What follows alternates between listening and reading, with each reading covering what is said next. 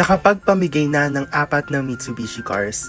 Ngayon, ikaw na ang pang-5 na nanalo. First time ba natin ito or sumali na tayo dati? First time ko po nanalo ng ganito Mitsubishi car. Sobrang saya po, hindi po ako makapaniwala na ako po ay nanalo sa dami po ng players na naglalaro. Ako po ay pinalad na manalo. Ngayon, anong nararamdaman mo na nakasakay ka na sa brand new car mo? Sobrang saya po. Ito nga po, no, hindi ko po inaasahan na ako po ay mananalo. Sobrang excited din po ako nung hinihintay ko po talaga yung maklaim yung grand prize na Thunder na to. Kaano ka kadalas naglalaro ng Tongits Go at kaano karaming lottery tickets ang nakuha mo?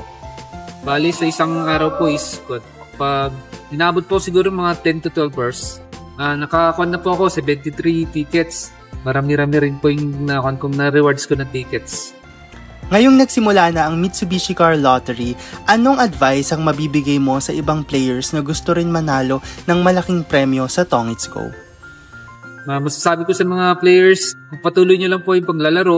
Huwag po kayong mawalan ng pag-asa na nanalo rin po ng ganito. Ako rin po, hindi ko po inaasahan na ako yung mananalo.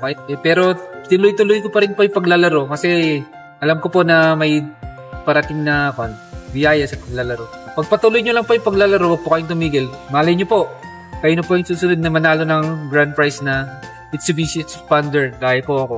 Ako po yung pinalad na yun.